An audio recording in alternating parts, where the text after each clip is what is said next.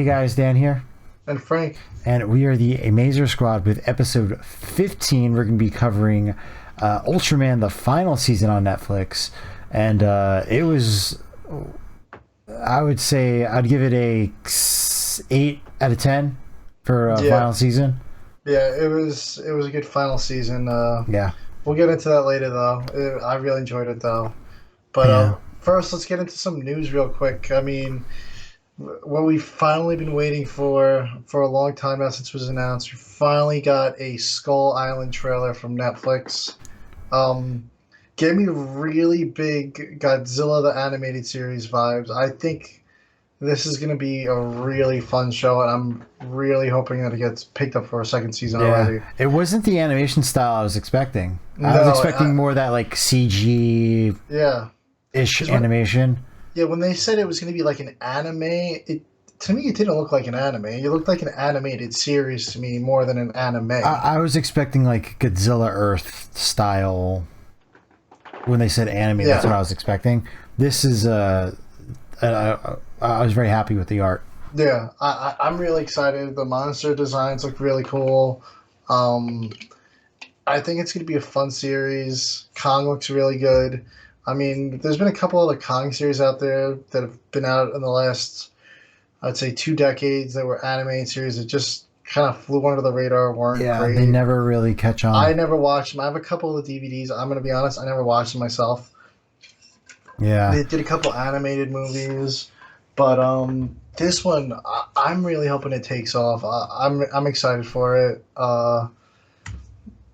We'll see what we get. Yeah, I mean, Kong always seems like one of those series that they frequently try to reboot and never really catches on the way they want it to. I'd say even the Peter Jackson one, I'd say they probably expected more from it. I'd say that's more the Peter Jackson one is definitely way better than the it's amazing. It's incredible. It's definitely one of the best. I think the movie's great, and it's the best movie video game ever. Yeah. Oh, the video game is awesome too. Yeah. Yes. Yeah. No, that was definitely one of the top. I thought that was really good, but it just didn't do, I think, as well as they expected. I don't know why. I mean, Adrian Brody was relatively unknown at the time. It had Jack Black in it. The head actress, I don't think. I don't even know her name. I can't remember it either. Because I just think it was a relatively unknown cast, and they were just kind of relying on. It's got Jack Black. He was in School of Rock. And Jack Black really did amazing in that movie too. Yeah, he did. But like, he deserves. I think they were like, oh, it's got Jack Black and it's Kong. People will see it. Yeah. The Adrian Brody guy's on the up and coming. Peter Jackson. Yeah, Peter Jackson. I feel like they were kind of banking on those. I don't think it was necessarily unsuccessful, but no, it wasn't unsuccessful. But I'm just saying, I think they expected more. I don't really think you could make a sequel to it. I mean, you could, but I don't. I mean, we saw Son of Kong. Yeah. Not the best sequel to a Kong movie. No. I mean, pretty much besides. It's probably the best sequel to a Kong movie. Yeah. Besides what the MonsterVerse has done with Kong, which is a completely different story. They haven't done the Empire State thing, and Kong's massive in this. And I don't think the Empire State Building scene will ever happen. No. They might reference it or something. Like have him climb something that might remind you of it, but they're never going to do monster on top of a skyscraper. Yeah. Especially in this day and age, it's just not a good look. Yeah. Yeah, I mean, if we're gonna go on to other trailer news, though, we do have the trailer for the Meg 2. It's been finally publicly released. Yeah, we were talking about it last time. It looked awesome. I mean, you see all these dinosaurs. I'm assuming what's gonna happen is it's kind of carrying those dinosaurs in its mouth, because there's some small guys that are making land. I don't know. And then it's going to be a crazy movie. It's going to be an absolutely bonkers movie. I think this movie's going to flop. But like it's going to be like a cult. Yes. It's going to be a cult, but people are going to be like, "What?" I wouldn't say it's going to be a flop. I think it's going to be not for everybody. Yeah, people are going to be like, what the hell is this? I think the people that love it are going to love it, and everybody else is going to be like, what is this? Everyone's going to be like, this makes no sense. And we're like, it's a gigantic shark. and there's giant octopuses and dinosaurs. Yeah, What do you want? absolutely crazy. And It's gonna be a fun movie, I think. yeah, and then I think in other just crazy ideas, 65 is out on Blu-ray and 4K this week. That's that movie with Adam Driver where he time travels back to fight dinosaurs. Well, it doesn't. So I was rereading the description. I don't think he travels back. I think I don't think he he's from intentionally another planet. He's travels from another back. planet. Oh, He isn't actually from Earth. I was reading up on it. I thought it was time travel too, but it it's was giving me not. Turok vibes. Yeah. So he's from another planet, crashes on Earth, and there's dinosaurs. And I think when he crashes on Earth, part of his crash is right before the asteroids are going to hit. Um, so he's got to deal with dinosaurs and other things going on. But I've heard mixed things about it. Generally, from what I saw online, a lot of people didn't like it. But then I saw other people saying it was a great movie. Adam Driver was great in it. Yeah, And if you just take it for what it is, a dinosaur movie, and try not to be like, oh, the plot makes no sense. There's a T Rex with four legs, yada yada. dinosaur It's Twitter can be very cruel. yes, it's just supposed to be a fun sci-fi movie, guys. Yeah. Calm down. And and it's only runs an hour and 33 minutes, so I think I would check it out. I'll wait for the Blu-ray to go down. I'm not gonna rush out to No, spend full price. I feel like that'll definitely be not. in the bargain bin. No offense against the movie, but I feel like it'll be cheap quick. Yeah.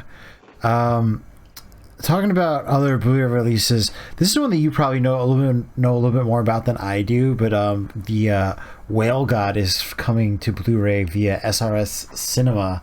Yeah, I'm really excited for this one.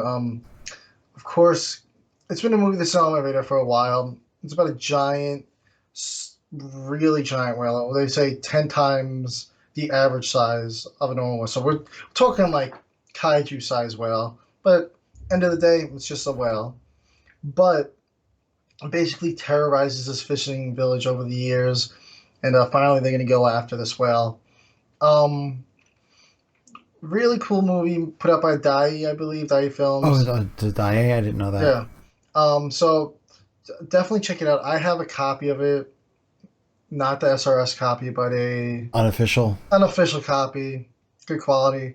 If SRS is just as good as this or better, that's going to be awesome. It I better mean, be, honestly. the way they cleaned up Space Monster Wang Manjui, though, I think this is going to be a good release, and they haven't failed us yet, so I'm really looking forward to this one. Yeah. SRS has been a little quiet with the kaiju giant monster movies for a little. I feel like it's been a little Yeah. while since Space God. Yeah, Because they had that other movie that was kind of like that spoof kaiju movie. I forget the name of it. It was like God Kaiser or something, or oh, did I miss that one? no, I think you did the unboxing for it. Oh, the Space God Hikoza, yeah. Oh yes, and then Yes. they had this animated movie. I don't think it's quite fits into like the kaiju genre, but it does have like a giant Paul Bunyan esque man on it. Oh, yes. I forgot the name of that one. It did look interesting. I have heard about it too. It's probably gonna be one that SRS picking It's it up. probably gonna be one that I order with Whale God. This way, I just get it all together. I'm not gonna have time Yeah. to watch it anyway, so it's not. I don't mind waiting for it. Yeah. Now, one of the great things. This is a Ultraman episode, and Mill Creek has finally said something about They're dropping some breadcrumbs. what they're finally. doing. So they responded to like a tweet the other day when someone's like, "Are you guys doing Ultraman anymore?" And they're like, "Oh yeah, we have the Red King set coming out later in June," but they said, "And there's more to come." Yeah, they said more Ultraman is coming, and a Ultra 7 55th anniversary Blu-ray anthology set has popped up on Amazon. It doesn't have Mill Creek's name above it. I'm assuming it's going to be Mill Creek. I tweeted it out earlier. The runtime on it's 27 hours and change. I'm kind of curious if it's going to include the special that's coming out this summer, because right now the set is slated for August 15th, I believe I said. Somewhere around there. Yeah, 15th. Yeah, 15th. Yeah, that's a Tuesday. Yeah, August 15th. I don't know if that's date's gonna stick. There's no art.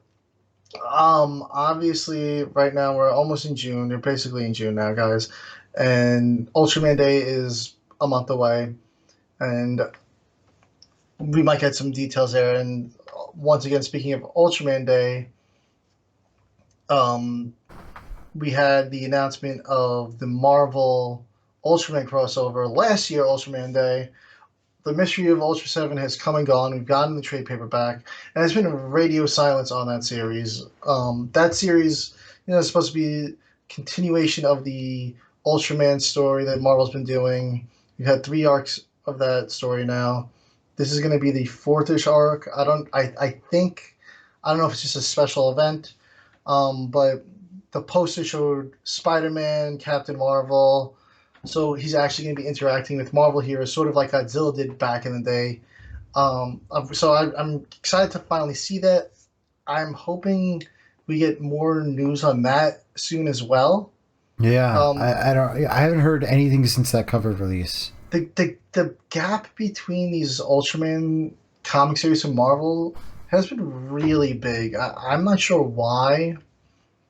Yeah, and even the trade paperback for Mysteries Ultra 7 is like, I think it's releasing in like September.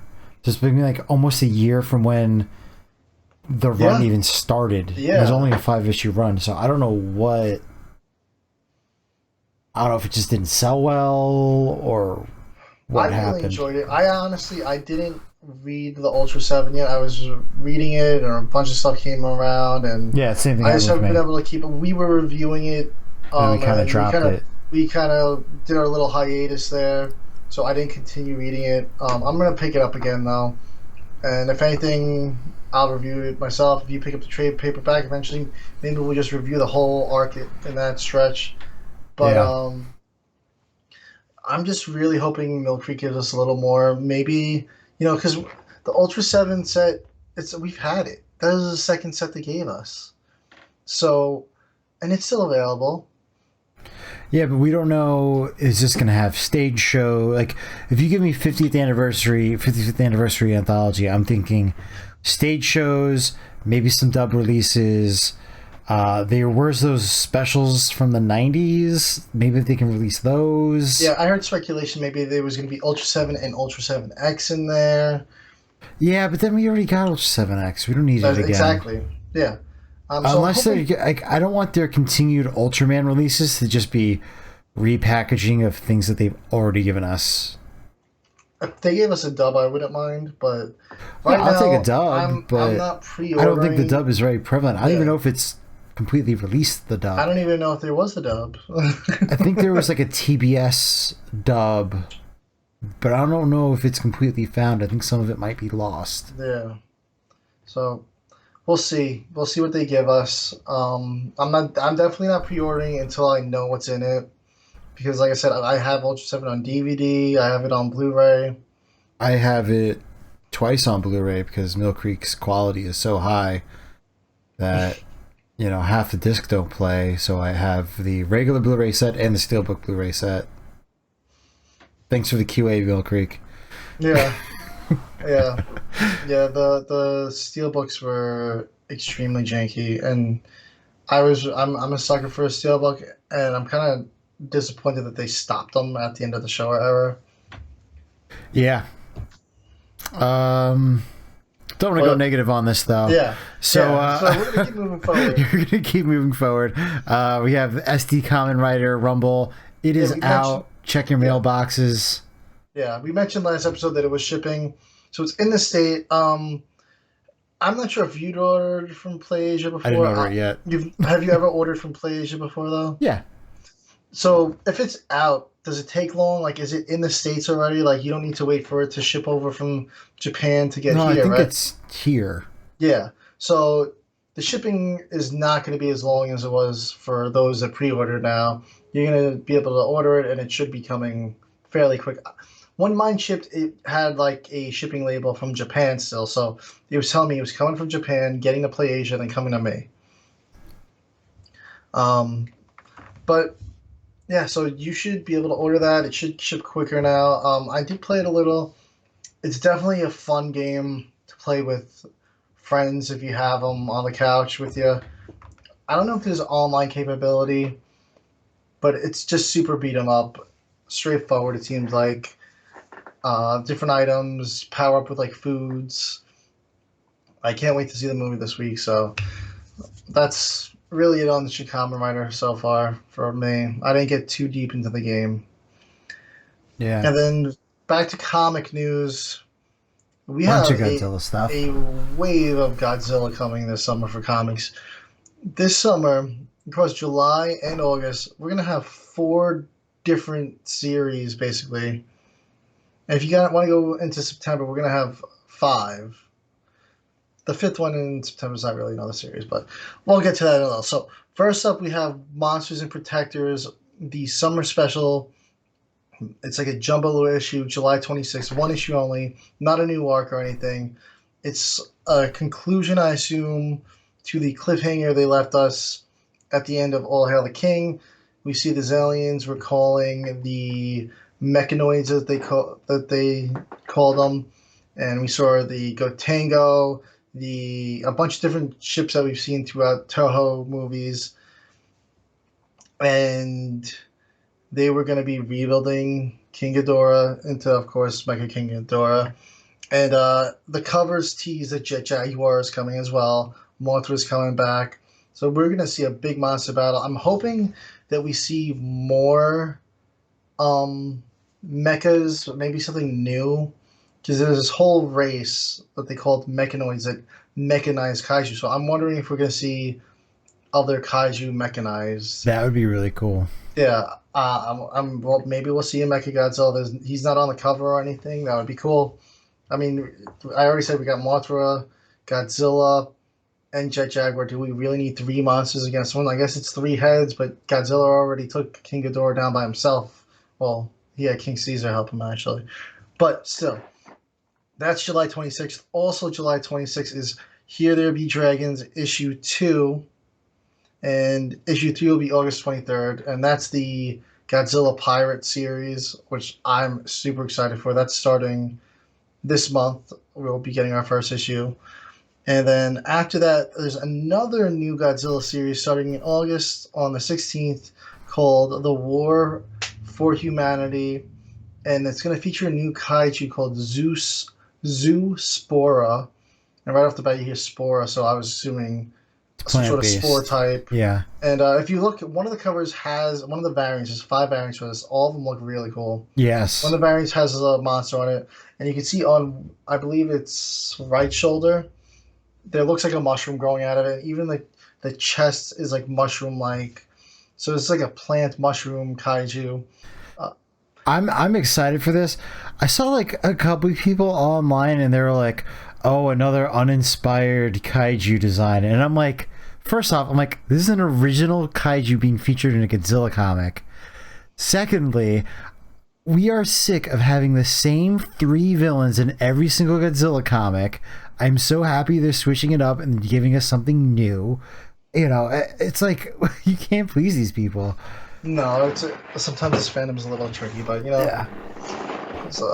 I like to think most of them are positive, but there's that group out there that's never happy. It's every fandom has that. No, and like this comic just looks so fun and weird and funky. I'm yeah, like, all the this is covers gonna be awesome. look really crazy. I'm really curious what the inside art looks like because all the covers, the art looks crazy. Yeah, I can't wait.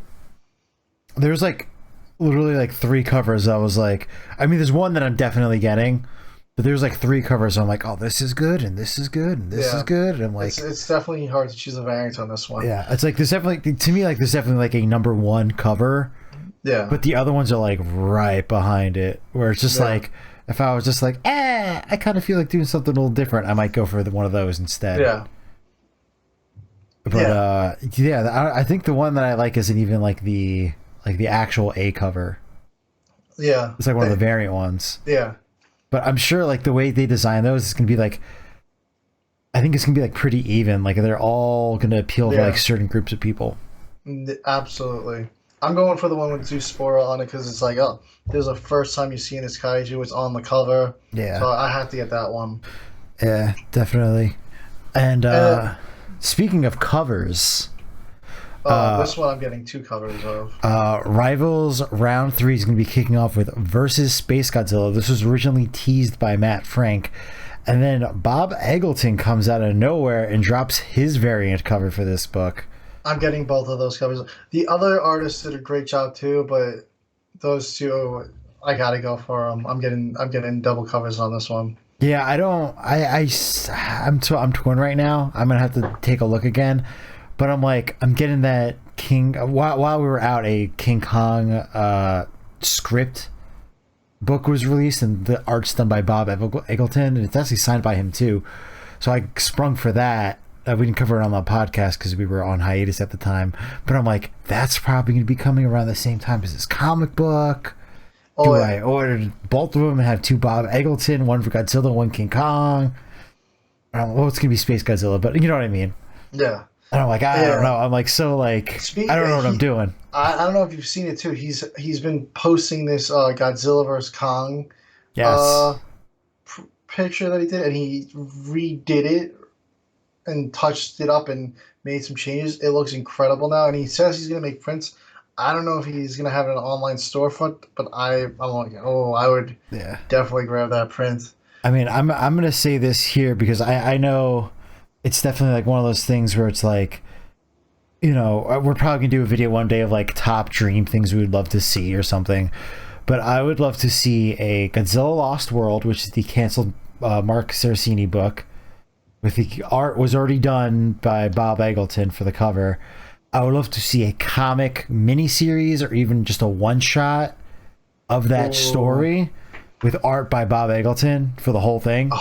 That would be like my dream. Like, oh my god, if we can get like a graphic novel or just like a miniseries, that would be the coolest thing to me. Yeah, that would be... I don't know how possible that is. It's probably completely impossible, but I'd love to see that story be realized somehow. Packed with that art. Oh my god. Yeah. Yeah. That would be something to be seen for That'd sure. be ridiculous. I don't even know if that's possible, but I want it.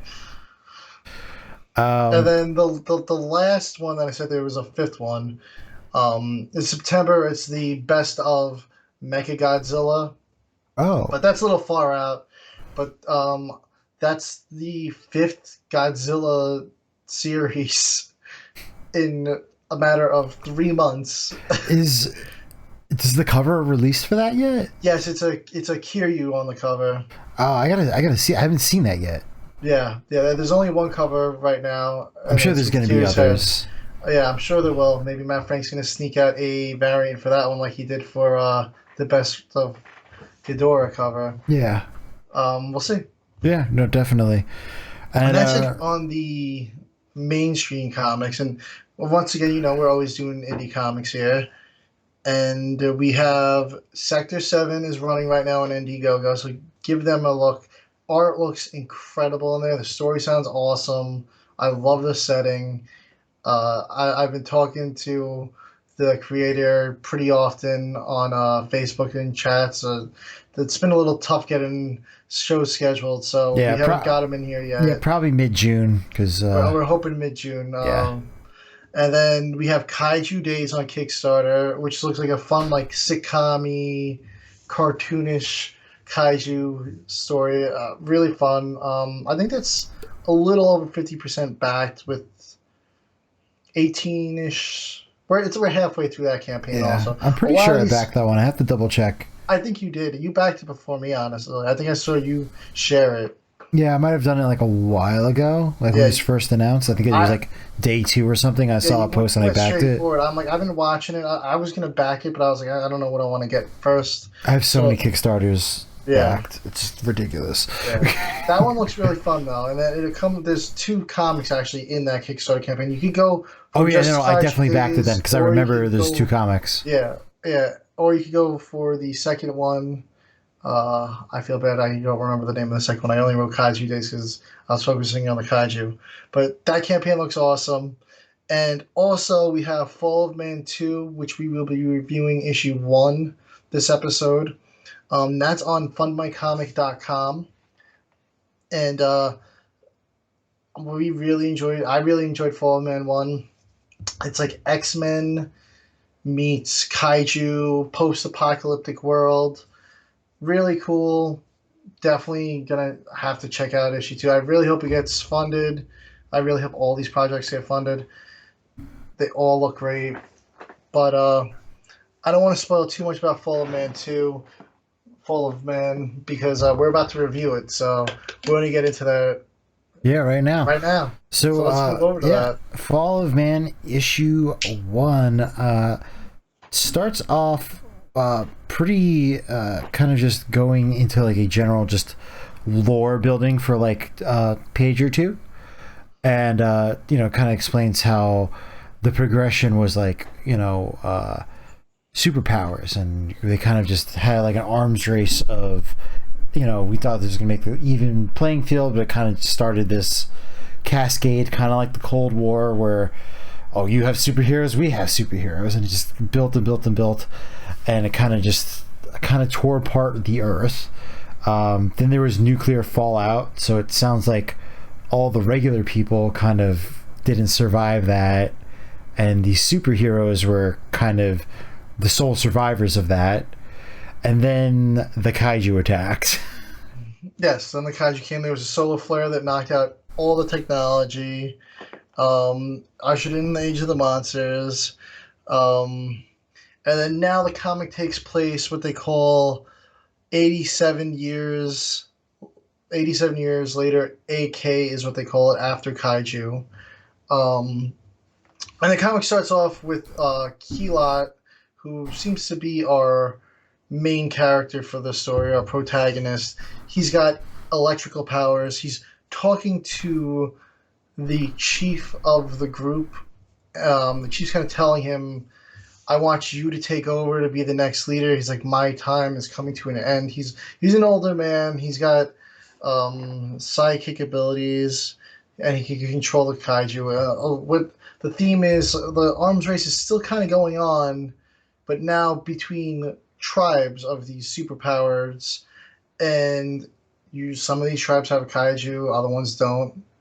It's sort of like we'll tie it to territory. The tribes each worship a different Kaiju. Yeah. So but the what it seems to be here though is that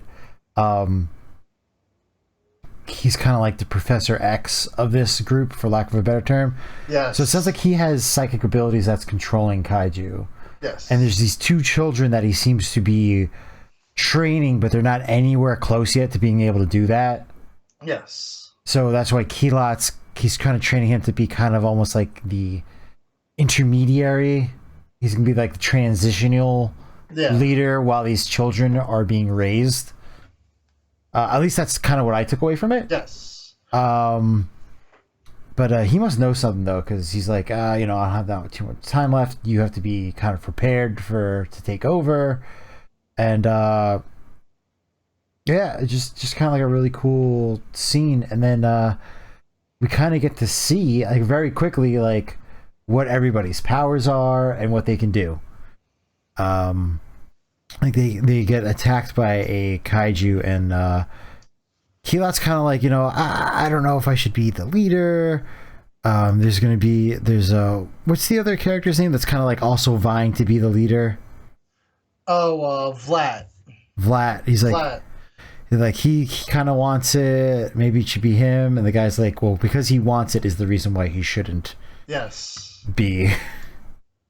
He's like, Keelot's like the Johnstone. He's like, I don't want it. Yeah. But yeah, basically it cuts to the next thing we see. There's like a superpower that can control plants, and everyone's in the field harvesting. They're harvesting their food, and a giant Kaiju pops up. Really cool design. It's like a lizard scorpion type of thing. Everyone starts running, and like all the I guess you could call them like their main crew, like their defenders, kind of jump into action. We got like this angel guy that can fly through the sky. This other dude with a big hammer. There's a lot of names involved, so I'm just giving you a basic description here. We got like a fire guy. And then of course there's Vlad. Oh, I think yeah. I believe Vlad's the dude with the hammer Yeah, actually. Vlad's the dude with the hammer. Yeah. Zephyr's obviously the one that can fly. But yeah, Yes. like Vlad's kind of like screwing everything up in this fight just because he wants to show that he's like better than everybody. But it's because he's not really working with anybody and his teamwork is kind of trash. Yeah. He tries to That solo. he kind of makes He things a little bit worse, and then Kila just kind of comes in and like solos the kaiju and just takes it down. like, this is how you do it with my badass electric powers. And the tribe's kaiju, his name's Monlon. I don't know if I said that earlier. Another really, the kaiju designs are really cool in this. There's, like I said, there's just a lot going on in this. We got kaiju, we got heroes. Um, they fight it out. Monlon rips off the other kaiju's arm, and it kind of retreats away. We cut forward a few days.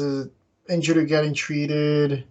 There's sick, I believe, and the chief talks about the doctors in the past using technology and how they would have normally been able to help these people better, but now that the solar flare knocked out the technology, it's not as easy. The what would you call that? The survival rate is a lot lower now for people Yeah, because doctors are hard to come by. Plus, the technology is lacking.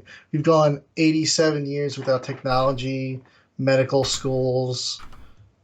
It's not really unless you have somebody with a power to heal, a superpower. They're not gonna be helping these people that easily.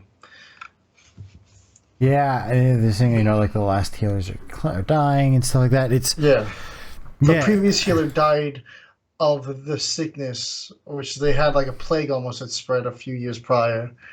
So and their tribe is called the Outcasts, also, by the way, as I forgot to mention, because they are all kind of thrown out of different things. Some of them were previously slaves, which is another thing that happened to the superpowered people. They were taken in as slaves. Some of them were forced to fight each other, like gladiator style. So they're all kind of outcasts. They're all lost. Some were orphaned during kaiju attacks. Um, People were, like I said, auctioned off. Everyone in this tribe has a different story. It's really cool. There's just we get a lot of character introduction in this first issue, and you can tell that they're building a really big world. Um, yeah. One thing we haven't mentioned yet is that there is a mini novel yes, there's that a like a prequel novel, and it's going to be it seems like as of right now there's going to be one to coincide with each issue. yes, because this current campaign has a Fall of Man prequel novel as well. Yeah, so We didn't get to. I didn't get to read that I yet. have not. And Paul Bird is the author, by the way. I don't know why I didn't mention that earlier. Um, yeah, so he's been writing comics and books at the same time. I've never seen anything done like that before. To do a comic and a novel to Yeah, no, it's coincide pretty with each, crazy. it's pretty crazy. Really cool though. But yeah, I mean that's definitely going to be something that I don't know if we're going to cover on the podcast. Maybe one of us do a solo video on the novel. Yeah, It's kind of like a TBD thing. Let's see, I'm going on vacation next week, so maybe, possibly, I could read it. I know. Maybe, I don't know. That's an airplane flight type of read. Yeah, no, I think I But could definitely finish it in the airplane ride. yeah, but then back to the story. The after this whole attack, they discuss each other's stories, how they're all outcasts, and they're kind of like, all right, everyone, we should head out to find more people to help us. The tribe just got attacked. People are hurting. We see if we get more people that can help us. So let's head out on the road, see if we can find more outcasts to join the tribe that we could recruit. So they head out and they see these two slavers with a couple people riding through the city.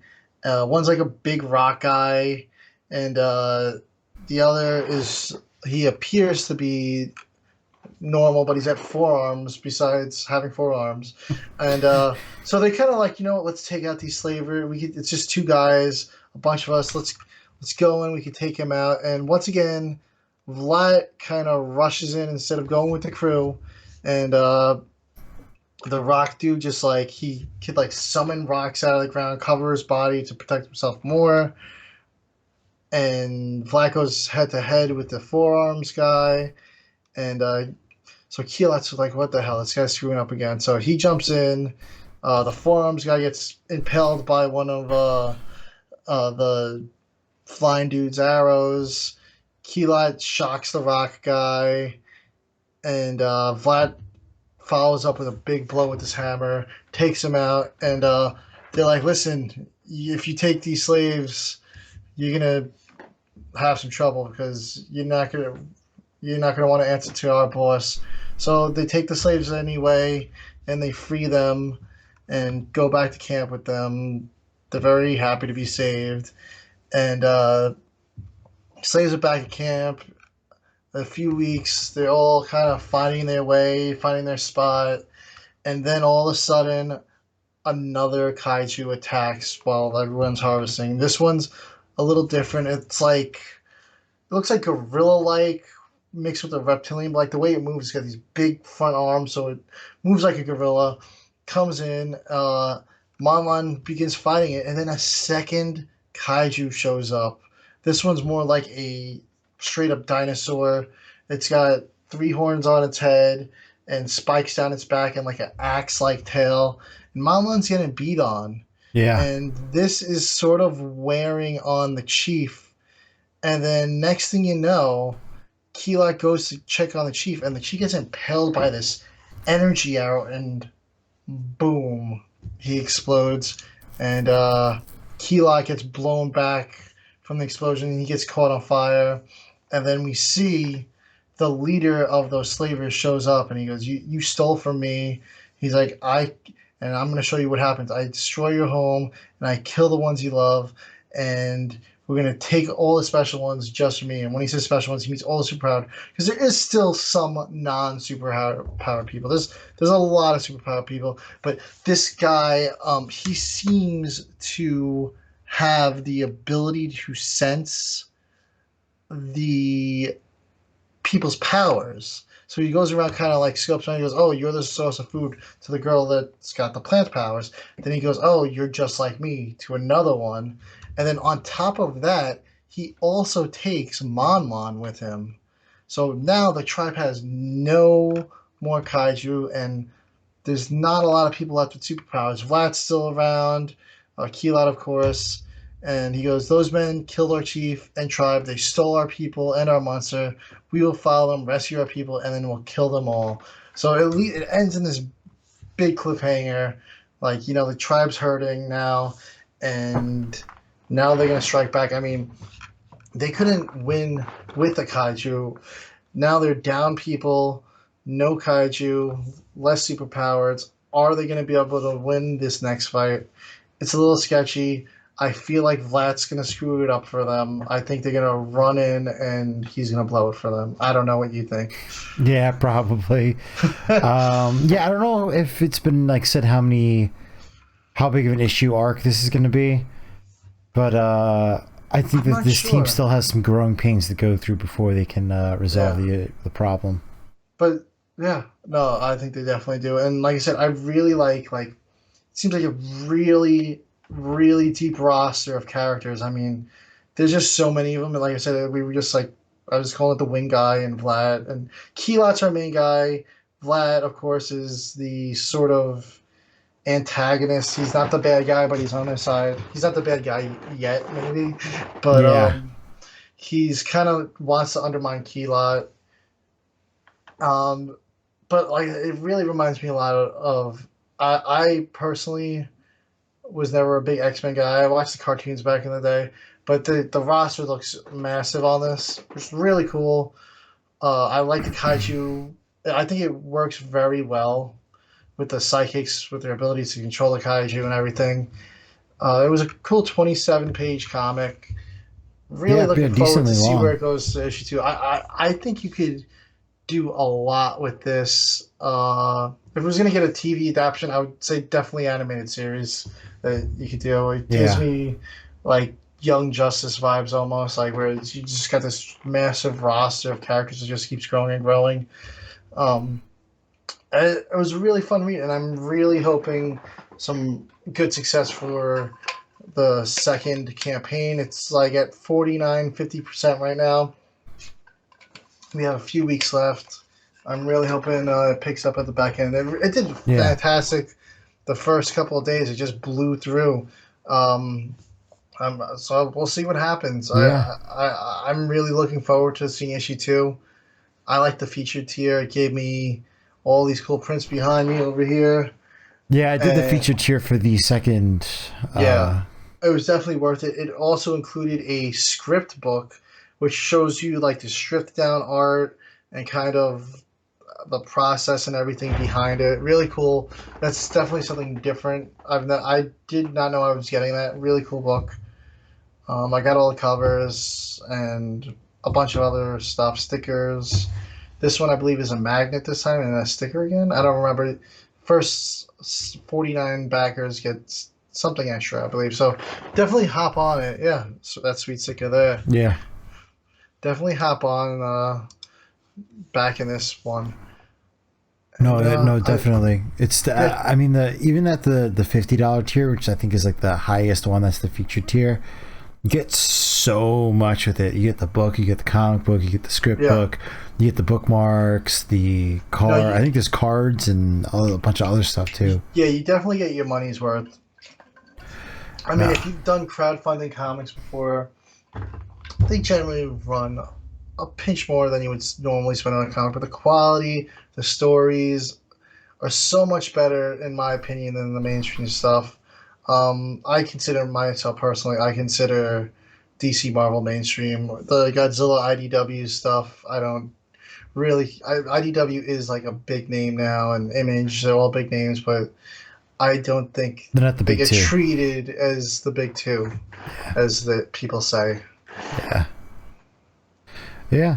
And I guess that about wraps it up for Fall of Man. Check out that Indiegogo, and you can find Paul on Twitter. He's always active. Yeah. But moving Age on. Comics. Yes, H Comics. Moving on to the main event, we have Ultraman Season 3, the final season.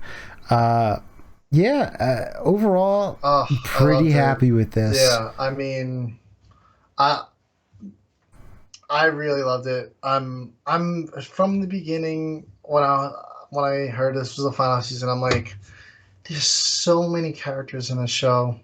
There has to be a spinoff. You can't just end it.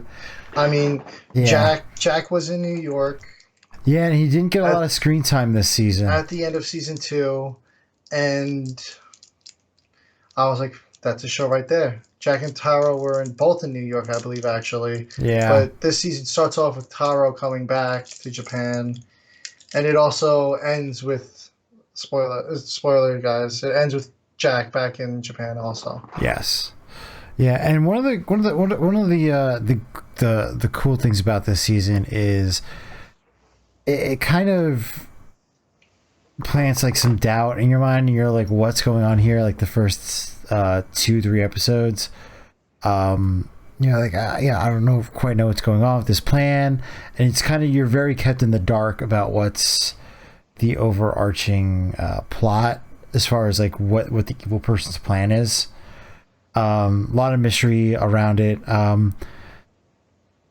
One of the main villains in this is Mephisto, and basically his design is straight based off of Mephiles, and apparently in the comic book he's known as Ambassador Mephisto, so they're a little bit more forthcoming with him being part of the again, this is gonna be spoilers here, part of the Star Cluster Council. Apparently in the manga versus in the anime series, that was kind of like the big secret until like the very end. I felt like in this anime, in the anime, meanwhile it was a little bit more known in the manga from what I've been reading. Yeah, I'm super behind on the manga. I'm up to 9, and so basically I'm halfway through the mangas. Yeah. There is overall, I thought it was a very good final season. I thought the ending was great. I'd say some of my few gripes was that the cast is so big, and a lot of characters didn't get the screen time that I felt like they deserved. Yes. Jack, I felt like was very underutilized in this season. While Ace was a major part of the story in this season, I still He felt came in like so late too. it came in very late in the season and didn't get enough screen time in my opinion as well. And then I thought that they could have done better with the Bemular storyline. Those are my major gripes with this season. I felt like they didn't really I feel like they like killed him off very suddenly Yes. and very out of nowhere. No, And I agree. it kind of didn't really seem like it was uh warranted because they like killed him off. He was not really dead. And then like he's just in one of the he's just like in like the second to last episode and he's just like, well, I've been here for the whole season. I'm going to sacrifice myself so you can escape this jail. And then that's it. That's all we see of Bemular. Yeah, Bemula. Yeah, yeah. So the big reveal, which isn't really Revealed, it's very implied. revealed. It's implied. Bemular was the original Ultraman that took over Hayata's body way Yeah. back before Shinjiro. Yeah. And he loved And Earth so much that he came back to protect it. yes, so everyone thought he was a villain through season one. He wasn't. He was kind of. I think he was sort of trying to just test them, keep them in line. Hayata and Shinjiro in line. He knew this awakening was going to happen, I guess, and yeah. So one of the themes, just because we're talking about these awakening and everything. So one of the themes this season is Shinjiro's powers. Right off the bat, from episode one, seem to be going out of control. Episode one, we get almost a rehash of Shinjiro's first alien encounter. Alien Balton returns. He goes to a warehouse. There's dead bodies everywhere. It's almost exactly. Oh, like it's almost shot for shot. Like it's yes. He's like, oh, it's this again. Like even flashbacks.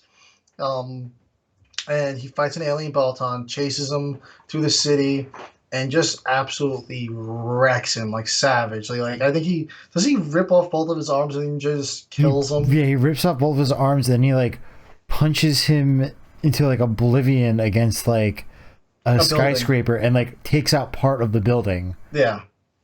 And then like it kind of starts a little funny though because like at first it's like a hostage situation. Like they're kind of leading to this Baltan attack, so it's like a hostage situation.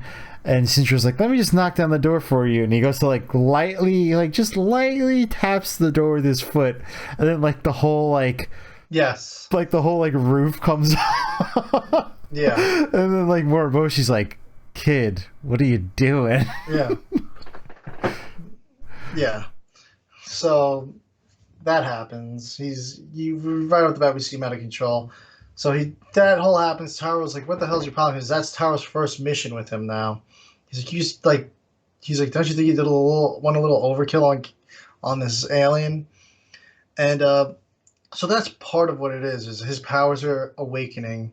And this whole season basically ends up leading to him. He is going to become the Giant of Light. That's what Mephiles wants. Is he wants his power unleashed. We saw it earlier in season one where he got all red and 4 Days Killer. Saw a little bit in season two. And throughout this, that's just one of the many things that happens where he goes out of control. Then we have another attack at Rena's concert, and he just loses control, shoots down a bunch of buildings. And but it turns out that actually was not him. It's an alien Zarab, which we could have figured. You knew the Zarab play was going to come in at some point, with the fake Ultraman. And a couple of these attacks happen with him, and there's a few hallucinations too that happen. And things happen where they make it look worse than it is. And no, don't get me wrong, he does definitely make some collateral damage. And throughout this whole series, there's this uh, professor that's going on TV just bashing him. I thought that he was going to be Zareb too. I I was thought he surprised was that he gonna was actually a real person. I thought the reveal was going to be that he was an alien, like sent to be on TV to just bash him. Yeah, So so I was thinking he was going to be, but he's just a regular yeah, person. and so one of the other plots to this, obviously, is they're trying to paint Mephisto is trying to paint Ultraman as the villain, where Mephisto clearly is very villainy. He's got a big floating thing in the sky over the city. He's got these big, basically they look like crosses where he's gonna Yeah, I mean put. they're trying to harken back to the whole Ace Killer Yeah, crucifixion thing from the Ace season. yeah, yeah. So it's like, oh, we're here to get the four Ultramen. So we finally have our first Mephisto fight, and he actually fights Hayata instead of Shinjiro, and he seemingly kills Hayata, and that's one of the first times Shinjiro goes off as well, causes collateral damage, looks like the bad guy. And then eventually, like you said earlier, Ben Milar gets killed by him. That's the second. And everyone's like, well, who's the fourth? Because Shinjiro's the third. And they're like, what determines this? So Shinjiro is getting decommissioned by the Science Patrol, and he kind of goes on a run at one point during this, and they're all hunting him down. Um, he gets he escapes the base. He was put in prison, and the base gets attacked by Val Valkyura, who's the girl above me here, their gold girl, and there's also a imitation Ultraman there. We see him fight the imitation Ultraman, and he kills it. But by the time Taro gets there, he's no longer an Ultraman. He's just a alien. And he's like, "Why'd you just gut this guy for no reason?" And he's like, "He was faking to be Ultraman." He's like, "You saw him, right?" And they're like, "Nope. There's Like no cameras cameras. are down and all Cameras that are stuff. down. There's no cameras to see this." He's like, "They just came up." So they go to take him in. He flees, and during one of the times he's fleeing, we get a throwback to the original series. Arashi, who was part of the original Science Patrol, comes, saves him, brings him to his base, and sort of like saves Shinjiro from the Science Patrol. And he's like, "Oh, my job's to keep the Science Patrol in line." He's like, "I don't work with them." He's like, "I used to be Science Patrol," and he's got his own little base set up. And they start doing the research. They're like, "All right, what do you guys have in common, the three of you?" And it's the Specium beam. So he's like, "Who else has a Specium beam?" Nobody. So Arashi tells Shinjiro stories about his dad because they used to work together, saying how his dad would visit the hospital after all the fights that would happen with Ultraman to check on people.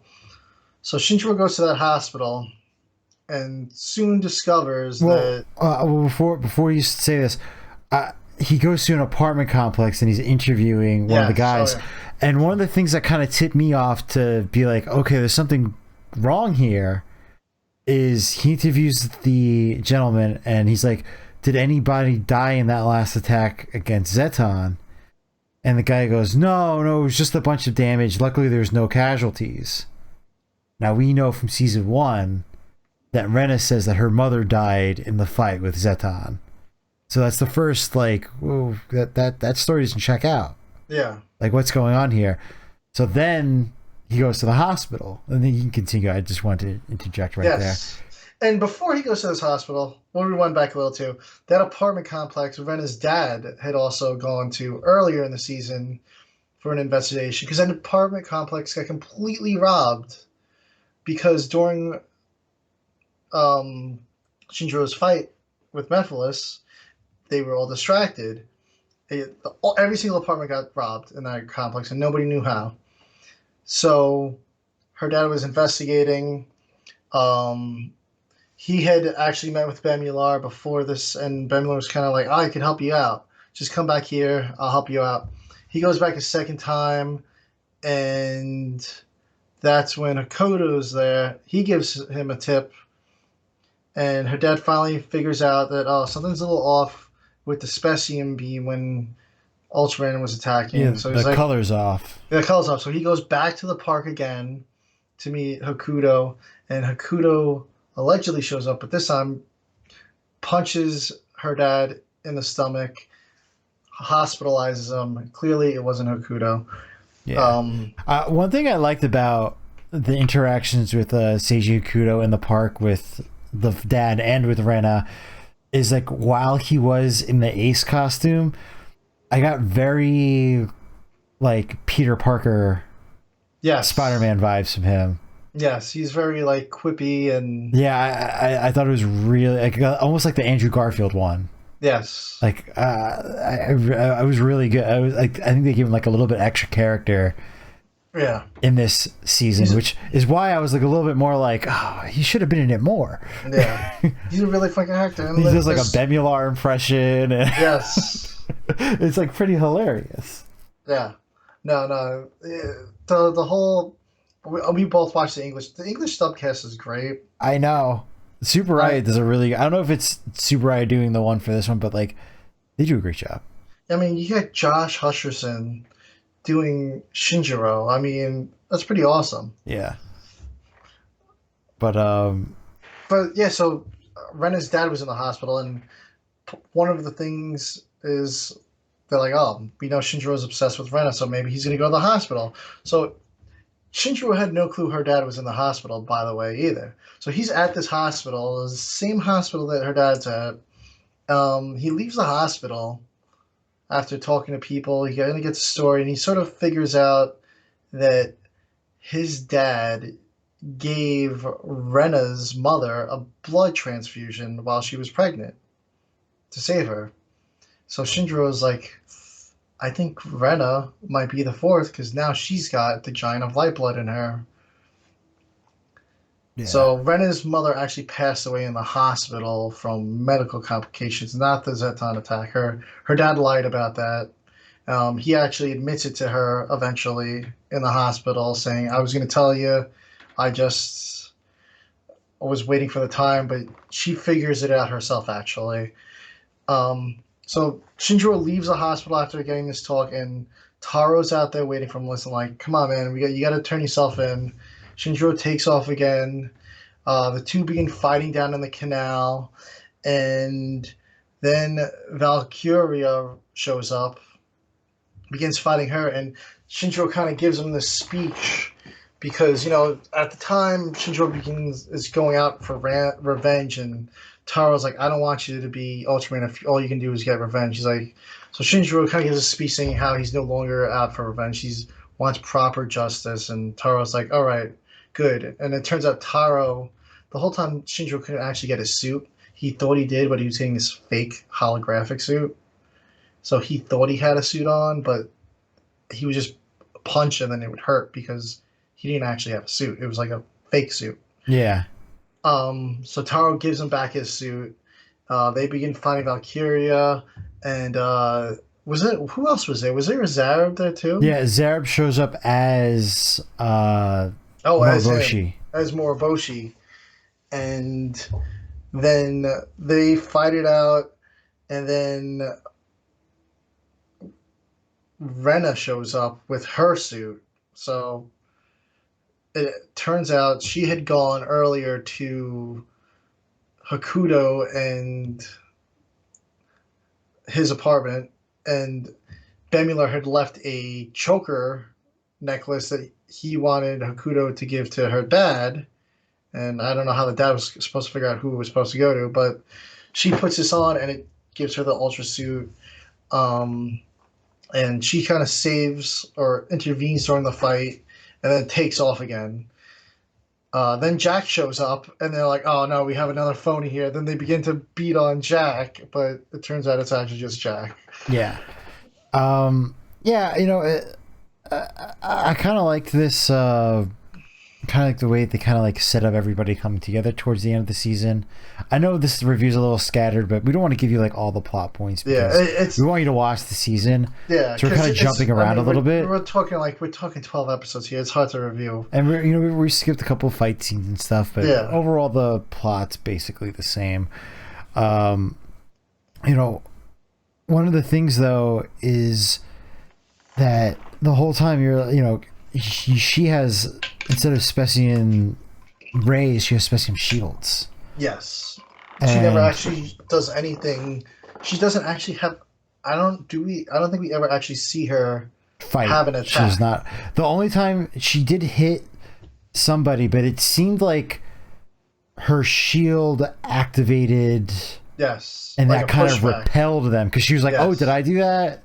Yeah. It seemed like kind of like that was kind of what happened And her versus her fights are hitting somebody. basically like choreography dance moves too. Is what her fighting was. Yes, and it was very She was like like an Eddie Guardo her of Ultraman. her transformation is very magic girl. Yes, it's like a Sailor Moonish kind of. Yeah, so yeah, obviously like the outfit's very inspired by Mother of Ultra, and They don't actually give her like a code name at all. no code name whatsoever because One person in the crowd says she's more like an Ultra Woman or something like yeah, that. That's yes, about all you really get. yeah, it's like the only real reference that you get to it. The whole time, Syndra's getting these visions of Zeton, Yes, that and too. they're kind of like, are they visions or is he having like is he being like psychologically attacked? Like what's going on here? And it turns out he was actually having visions of the future as Yeah. well. They don't really go really far into explaining that though. Like what was causing that? No, I thought that it was just Part of his I powers. thought it was Alien Zeton just. That's what I thought the whole time. Then he was like, "No, I was seeing the future." I was like, "Oh, okay." Yeah. You Yeah. were seeing the future.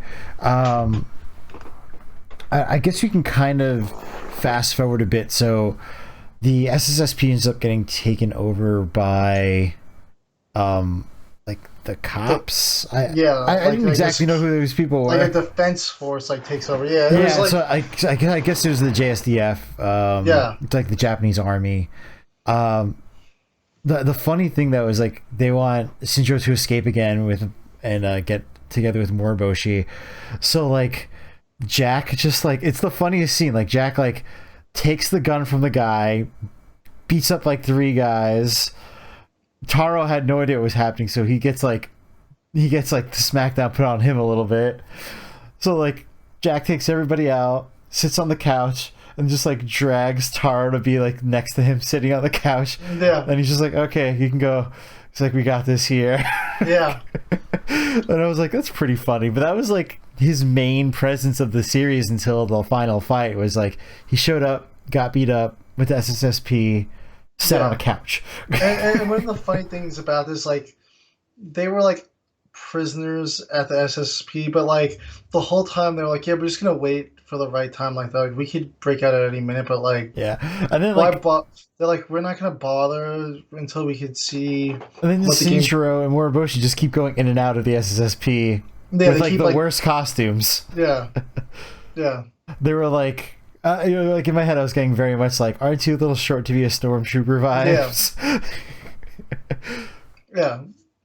And I really feel like Moriboshi got snubbed so hard on this season Yes. too. He had a couple big moments, but like He was investigating. he was investigating the whole time. Yeah, he was trying. Like he right off the bat was like This isn't as right. much as he's always talking crap about Shinjiro, says he hates him.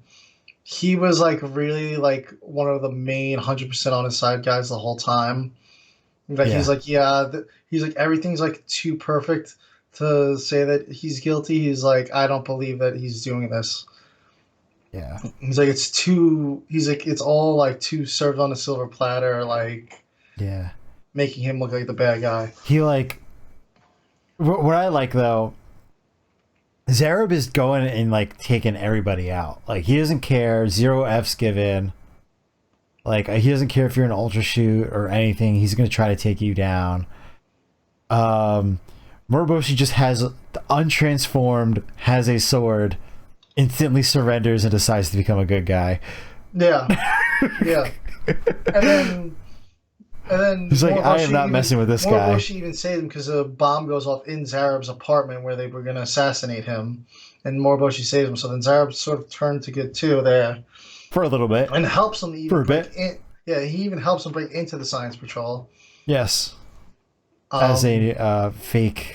As a fake Hakuto. Yeah. Seichi. I was like, it was pretty funny. He's like really funny as like a fake. Yeah. No, yeah. That was really good. And then Valkyria is really cool too. Yeah, she was a cool villain. I wish she had a little bit more. I feel like she got a lot of time, but also I wish I would have known more about her as well. Yeah. Because I felt like they kept too much mystery around Mephisto. Yes. So I was less attached to him and more attached to Valkyria. And Ultraman did Mephisto before Marvel. Yes. I know. I was like, oh my god, with this Mephisto name, like, is this a translation issue? And then I look up, I see the thing on the comic book. Keep in mind, also oh, you want to change some things up. Also, yeah, all the names are different. Like, there's a dad instead of Dada or whatever. The Zarab's actually called Zarabi. But you gotta remember, there's a whole race of these people, so that might actually just be their name. Like, they still might be Amephilis, but he's just called Mephisto. That's his name. Yeah, he might not actually like. But I was like, but I knew it wasn't a translation issue when there was actually a text on screen that said Mephisto, like animated, not like a subtitle. Yeah. So I was like, oh, like that's really the what they're going with this series. Yeah. So we'll get to the final chapter of this, I guess, right? Yeah, I guess the final arc. Mephisto kidnaps Rena, and he's trying to make Shinjiro transform. They're all watching this on the big screen TV. Shinjiro almost does transform to the giant light, but he ends up taking out Mephisto and killing him. But not before this device comes out and kind of like kills Mephisto with the Specium Ray, but also deflects that energy towards something in the sky. We don't see what it is. And then his giant spaceship appears, and slowly it is summoning alien Zeton. Yeah, at first you don't see it, and then as you the episodes progress, it. It's sort of like the head's there, the feet are there, and it's just the body in the middle. Yeah, so in the story, this took an entire day for it to summon. In the show, it takes over the course of like 10-15 minutes. It's very quick, because it's like one scene where they're like, yeah, you have a whole day, and then the next scene it's like, oh, it's coming. Yeah. So it's sort of like how like Shin Ultraman was, like where they're like, oh, we got like this many hours. Had to charge. Yeah, had to charge and blow up the Earth. Yeah. So basically what ends up happening is they take out Mephisto. They go back to SSSP, and Edo reveals that he's behind all of this. He's working with the Star Cluster Council. They don't believe in there being an Ultraman because they believe it's pure chaos, because it's one being that's in charge of justice versus a council of people. So it's his job to kill all the Ultraman, and his point of view, he's bringing peace and freedom to the Earth, but kind of by like ruling them. Yeah. So it's not really, obviously, like they'd be invited to the Star Cluster Council, which means it's kind of sounded like they would be kind of not, they'd kind of be treated like subjugation and not actual members like the other aliens that we've seen. Yeah. So he's like, do what you want. You have a whole day before this even kicks off. So he kind of teleports away. Shinjiro goes back to the soccer field. Rena's there, and she's like, I'm an alien, and I'm an Ultraman. And Shinjiro's like, I'm Ultraman too. And they're like, oh, we both knew this about each other. It was a little bit of a weird scene, because I already thought that Rena knew, and that he knew that she knew. Yeah. I don't know what happened there. Maybe I misremembered season 1 They didn't and season 2. Each other. They didn't formally tell each other. Yeah, I guess they never formally did, but I always felt like she was like, I've always known, kind of. But like the way that she kept on referencing, oh, Ultraman, I thought that she was just trying to like protect like his identity. I didn't realize that like, yeah, I thought that was a little weird. I think she just wanted him to tell her. Yeah. So that's why she was playing dumb. Yeah, I guess. And then when he saved her, when he killed Mephilis, he got knocked out because he drained his energy. She ends up saving Shinjiro because he was falling to the ground, and his helmet's destroyed so she could see his face. So that's when she first officially knew it was him. Yeah. But like And saw then him transform in season yeah, one, whatever. Another that's like a small gripe. Like honestly, not much. Um, anyway, we get to basically they have that scene, and then it's like, oh, Zetan's here. yeah, like So big she time. spends all night looking for him. Is basically what they were referencing. Like that's Yeah. how they do that scene transition. It's him being, oh, you have a day. Then they're at the soccer field, and she's like, I was looking, yeah, football, soccer, whatever you want to call it. And then she's like, oh, I was looking for you all night, and that's how you know the whole day passed. Yeah. So then they're going to the Zeton fight. It's right outside SSP. Like that's where the ship drops Zeton. And I really liked the voice acting for it. I don't know if that's what was taken from the Ultraman series or if there was new acting just behind the guy just going Zeton. Yeah. But it was really cool. It's the same as Shin Ultraman. So if you saw it, it sounded exactly the same. Yeah. It starts off with just Shinjiro and Rena in the fight, and then the other Ultras show up to aid in the fight, and then they take down Zeton. He collapses. Zafi also Yes. comes in because Bemular sacrifices himself, which again is my one gripe. He's just like, we haven't seen him the entire season, and he's just like, I love this Earth, and that's why I never left. Yeah. And he's like, let me use my energy to at least free you. So he turns his body into pure energy, frees Shin Hayata, and then he comes in as the Zafi guy. You kind of get like an old timers, like, yeah, this is our last hurrah. Yeah, we're shooting rockets at Zeton. Yeah, like, Rashi, Mr. Ito. Ito's there. Yeah. So it was kind of cool. Yeah. But then Shin was just, he was just like, he does his Specium Ray, and he's just like, okay, guys, the rest is you. Yeah. I'm done. Yeah. And it was like, you take it from here. So they fight Zeton, take him down. I think he loses an arm, and then he gets back up again. But when that happens, like a beam of energy like shoots out of it, and Mr. Ito shows up again, and he's like, oh, this is just what I wanted. And he like gets this crazy Zeton ultra suit. Something. It was awesome. I've seen similar, because I did some research, and it looks like, not that they get suits, but like there are like higher levels of Alien Zeton in the later Ultra series, and it kind of looked like some of the higher level ones, but obviously shrunken down to a humanoid size. Yeah. So he kind of like pulls Shinjiro to the side. So the two of them are fighting, and now the remaining Ultras are fighting the big Zeton, and gets back up. Shinjiro and him are fighting. The rest of the crew's fighting the other Zeton. The other crew defeats the giant Zeton, and everyone's watching this Shinjiro versus Ito fight, and they're all cheering against Ultraman. That's one of the things that happens. At this point, the Earth is turned on them, and then slowly the crowd starts to like be like, oh, get like a few people in the crowd like, you know what? I want Ultraman to win. This is a fight he can't win, and some people are finally realizing, oh, he's doing this fight because he's doing it for us. He's here. He's doing it for us. He's a hero. Even though he knows he's not going to win, he's still fighting. So he gets defeated. He gets smacked down to the ground, and the impact leaves a full, bigger crater than him. And when you see it zoomed out, you see it's a giant. Basically, it's Ultraman's layout. And all of a sudden, his energy takes over him. Everyone thinks he's dead, and everyone starts cheering for him. They're like, "Oh man, I wish he would get up and fight again." They realize like he sacrificed himself for them. Like he wasn't a jerk. They were under the wrong impression. So all of a sudden, energy bursts out of him, and he gets up, and now he has this new Type C suit.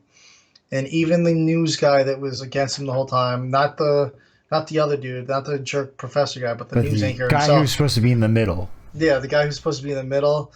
He starts cheering from on the news, and the professor's like, "You're cheering for him? How come you're doing this?"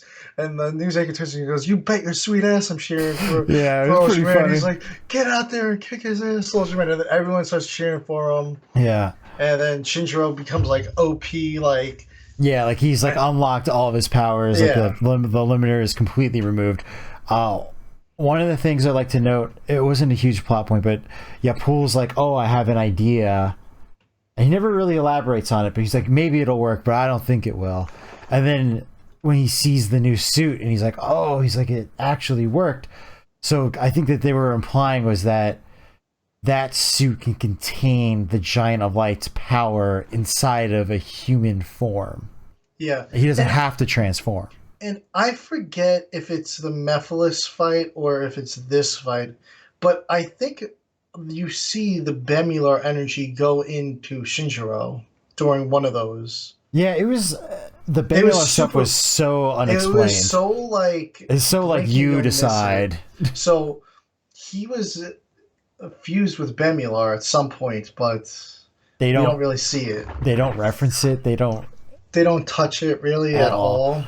But yeah, so he has this suit, this new suit now, which is exactly what you see above me right now. It's awesome. He's like super fast, super agile, has all the strength in the world. He's completely rocking Zeton. And just an awesome final scene. Like they're having a beam struggle between Zeton and Ultraman. And Zeton's like, okay, well, I'm going to cheat because we're fighting underneath my spaceship now.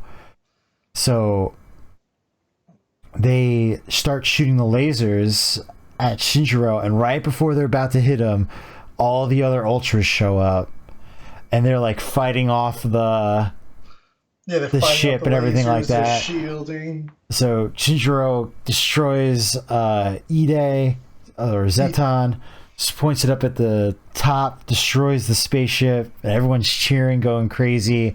And then you get like a nice group shot of all the Ultras together on top of the building. And that's basically the end until we get to like the kind of the epilogue. Yeah, of it. we see Mr. Ide is retiring, and Moriboshi is now the head of the Science Patrol in Japan. Jack has been reassigned to Japan, and him and Taro are heading out on a mission. Moriboshi orders the two of them to kill an alien. Shinjiro's sitting on top of the Japan Tower. He's got like a flowing cape for some reason. Well, I think that they were referencing that he was father of Ultra, because that's what Ren is like. mother of Ultra, and he has the cape now, like father. But the cape flies off the second he goes off. Yeah, the building. So I think that's why he had the cape. Was that I don't understand the purpose of the cape because it immediately goes off of him. He doesn't. No, it immediately is gone. Like Yeah. he has it on for 5 seconds, which I was like, oh, they're implying that he's like father of Ultra now. Like he's reached his climax. Like he's come of age. I thought that that's what they were kind of like. He didn't have the horns, obviously, but I think that that's what they were kind of trying to like. Yeah. Inspire. And then he kind of just jumps off the tower, takes off, flies away, and he's the final shot. Yeah, and credits roll. Credits roll. And then we get a mid-credit scene where Maya and Zarab are in the alien district in Japan in a bar drinking. Maya, if you don't remember, is the blue girl from season 2. She was the villain, but she was kind of. Well, now you're questioning her. What you heard in season 2 is true. She was supposed to be like being put up to doing what she was doing in season 2. It was to save just her to save her people, but now she's in this scene. You're like, was she? Yeah. So it's her, Zarvi, and then Valkyria shows up in the bar. She survived. And she's already kind of drunk too. Yeah. And she orders another drink. And they're all kind of bummed that they lost to Ultraman. And then Adad shows up and he's like, hey guys, Star Cluster Council's got a proposal for you guys to take on Ultraman if you'd want. And Maya and Zarab are like right away are like, nope. They're like nobody's been able to beat him. They're like we're good Ace guys Killer now. hasn't been able to do it. The dude from The season giant 2. statue thing. It was like something fortress. I forget the name Golden of it. Fortress couldn't do it. Mephisto couldn't do it. Ado couldn't do it. Why would we be able to do it? And Valkyria is like, you know what? I'll hear you out. I like a challenge. I don't like to be bored. So we don't hear what the plan is, but then Adad kind of turns to the camera and goes, as long as there's an Ultraman, these battles will never end as long as there's an Ultraman. So he's kind of implying that it's not over yet, and we have these three villains back. I never looked at him as a villain. I mean, I knew he was always working on behalf of the Star Cluster, but he was always working with Bemular. But Yeah, always, and even they had Zerub impersonate him. Yeah. Very early in the season for like 5 seconds. Yes. That's how they end up killing Bemular, because they drew him out with the dad. But if he was working with them the whole time, it could have just been him. Yeah, but I don't know if Bemular was kind of like a double agent with the Star Cluster too, working with him just to kind of know what's up. It's a little convoluted. The Star Cluster. I want to rewatch season 1 to kind of see what they say, because I believe in season 1, I think Ace Killer says that he's employed by the Star Cluster Council. Yeah. The whole Star Cluster thing's kind of convoluted too. Like, it just doesn't give you enough like specifics. Very vague about it. But overall, fantastic series. Really, really hope we get spin-offs for this. I would love a Jack spin-off, Tara spin-off, any of these characters. They didn't get now that we're doing this review, we didn't get a wrap-up on Ace. No. We didn't. He was in that final fight, and we didn't get an epilogue for him at all. I honestly thought the fourth was going to be Ace's sister, Minami. Yeah, at this point, I'm thinking that they're implying that she is no longer around. Yeah. They never really followed up on that because she was on that oil rig or whatever in season 1 when she got kidnapped by Ace Killer to lure him out. It's that one is another thing they're very big on. And we never got Moriboshi's backstory at all whatsoever. Yeah, and there was even like an implication at one point early in the season too, right? When Shinjo was talking to him, going, "You don't know what it's like to watch your father get killed in front of you," and it was sort of like, is he gonna be like, "Yeah, I do"? Like, I thought he was gonna come out with something like that. I would have liked more on Moriboshi, because maybe I was confused this first season, but when he first shows up as Ultra 7 and the alien he fights, he's like, "What type of human are you?" And he goes, "I'm not." Yeah. And then there was a scene where Ace is looking at him through the glass, and he's like, "Why would you?" And obviously he's not talking to Moriboshi, he's talking generally in the room. Yeah. But he's looking through him in the glass, even though it's mirrored glass. But Seiji's got a million enhancements. Who knows if he can see through that or not? And he goes, "Why would you walk around pretending that you're something that you're not?" Yeah. Which I thought was even more implying that, like, he's an alien, and they don't give you any backstory. So now I'm finishing the season thinking that he's just a human. I would really love to see like a prequel series about Moriboshi's origin, because the whole character is completely mysterious. I don't know if getting his origin is going to take away from that mysteriousness, but I loved him. Awesome character. All the characters are really good. Yeah. Jack, Taro. And I'd like to know a little more about Jack too. I mean, they're saying he's like an early human. Like, how old is he? Like, yeah, is he old? Does he just have like Neanderthal genes? Like, what's? Is he like Vandal Savage? Like, yeah.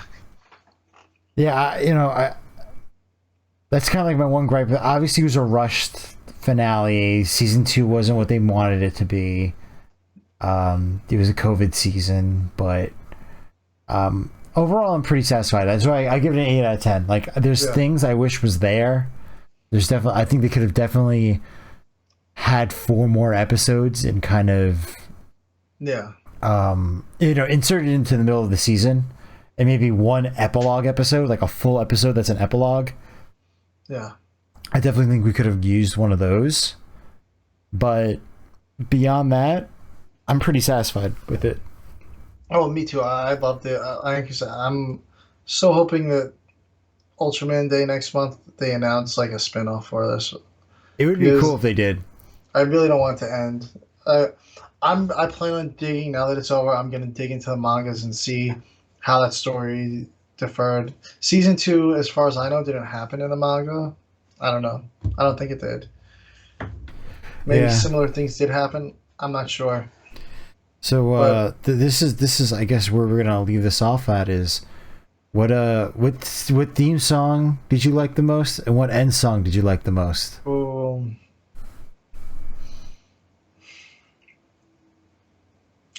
I like season two's end song the most. Yes, I do. This season's theme song was really good, though. Yeah, I don't know. that's what I like the season 3 intro. I think it's one of the best songs that they've had, and the season 2 outro is just amazing. The season 3 one is very good, and I think the dance scenes are so much better because it's so funny. Yeah. I think that the dancing is better in season 3, but the song is better in season 2. Yeah. Yeah. They have some bangers for the songs for the series. Yeah. It's like one of those things. It's like, the anime needs a great intro song and a great outro song. Yeah. No. It kind of reminds me of almost like the Bollywood thing where it's just like, okay, the movie's over, we're gonna have a dance scene where just everybody's having fun. Yeah. Villains, good guys, bad guys, we're all dancing together. Yeah. Like, because even you have Ado and Zetan just dancing. Yeah. Yeah, I mean, I had this season. I mean, I didn't get to watch it the day it released. I didn't get to watch the full season. Yeah. So I did get. I knew that Alien Zetan was obviously evil. His intentions were evil the whole time. Oh, Edo, yeah. Yeah, Edo, but like, I'm like scrolling through Twitter and they have like the Ultraman live thing on there, and they just show Jack fighting with him, and I was just like, oh, okay. That's what happens nowadays with the internet, man.